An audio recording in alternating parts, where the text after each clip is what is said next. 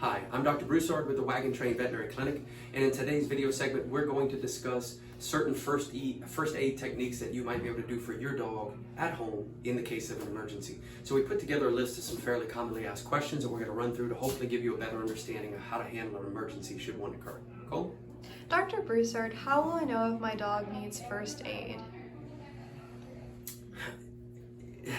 It's almost a tricky one to answer because there's so many medical conditions that can happen to a dog that it's very difficult, bordering on impossible, to tell you if your dog does this, and this, it needs first aid.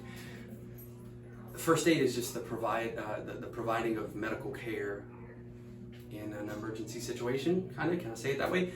So I think things like lacerations, blood loss, those kind of things are probably the most obvious and most common things that you as a pet owner at home would see, be able to immediately recognize, and be able to administer first aid to. Maybe if your dog has a history of seizures and you already have anti-seizure medications, then you might argue that giving that animal maybe a higher dose of anti-seizure medications might be administering first aid. Couldn't argue with that. That might be something that would be good too. But it just depends on what's going on as to what kind of first aid that could be remedied or used. And I don't know that one question setting would be the way to answer that. I think if there's at all any question of what's going on or what needs to be done, get on the phone and call your veterinarian, and he can walk you through what needs to be done a little bit more accurately, perhaps. How do I know if my dog needs CPR? Well, CPR, much like in humans, is cardiopulmonary resuscitation. So that would imply by its very nature that you're having either heart or respiratory issues. So how are you going to know? Would be a dog that may be just acutely collapsed, maybe is really, really struggling to breathe, or perhaps has stopped breathing. Maybe it's a dog that's choking, things like that.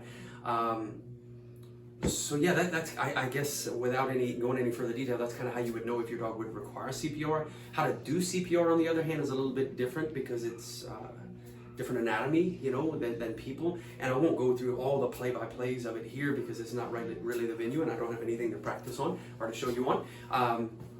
But simply put, CPR is usually chest compressions. The dog's going to be on its side laterally, of course. And it's chest compressions usually right where the left elbow meets the body, because that's about where the heart is. So you want to do light compressions there. See, this is the part I don't really want to talk about without a proper demonstration, but it's light chest compressions there at a pretty rapid rate. You figure the average dog's heart rate is anywhere between, say, 80 and 120 even at rest, so it's pretty rapid, more so than ours would be. The breathing is probably the not most difficult, but different part from humans. In people, we know to pinch the nose, kind of hold up the chin, and we breathe directly into our mouth that way. In a dog, I'll be honest with you, you do almost the opposite. In a dog, you more or less close the mouth and breathe directly into the nose. You can put your whole mouth over their nose and breathe into their nose that way. And I know a lot of people watching this are probably thinking, ew, that's kind of nasty. It works, and it's a pretty good seal, and that's usually the most effective way to get it done. How can I find out quickly if my dog has ingested something poisonous? Quickly, unless you saw it or know what the dog got into. Maybe you have poison out at your house, or maybe you just changed your antifreeze yesterday and some spilled in the driveway. Your car's had a radiator leak for a long time. You know that something's there, and you perhaps saw the dog in that area, or you literally saw the dog ingest it. That's the only way you're going to know immediately, because unfortunately, guys, there is no quick immediate test that when they come in that we can say, hey, I'm going to run a test for antifreeze. No, we can run blood work and we can look at what the kidneys are, but it takes days for the kidneys to be affected to where it's going to show on blood work at time. So unfortunately, there's no immediate test. It's just good observation on your part. Who can I contact regarding possible dog poisoning? I know for a fact the ASPCA does have a poison control hotline that you can call.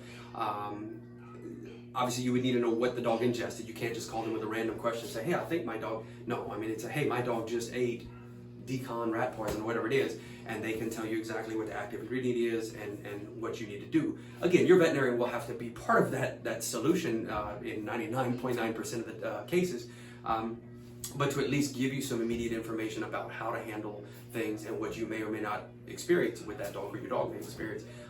That's probably the first step that I would do, is the ASPCA hotline. How do I determine if I need to bring my dog to a hospital for an emergency? Probably starting with the call. Talk to your veterinarian, talk to the staff there and find out. Guys, with any type of situation like this, and this is what makes me nervous about doing videos like this, I never ever want to imply that, oh, this is not a big deal, you can handle it yourself. When in doubt, get your veterinarian involved. You know, because it's if you assess it one way, or your veterinarian tells you over the phone, oh, you probably can do this, it's no big deal, it's just this, and you're wrong, it could go badly. You know, so if at all in doubt, get on the phone, bring them in, let the veterinarian assess it, and do it that way. Okay? All right, guys, well, that does it for this segment. I appreciate you tuning in. If you have any more questions, and I'm sure that you probably do, because this is a very vast topic, just reach out to us. You can email us, call us, come on by the office, Facebook, whatever it takes, and I'll be happy to reach out to you if there's anything I can help with. Okay? Thanks a lot, and we'll talk to you soon.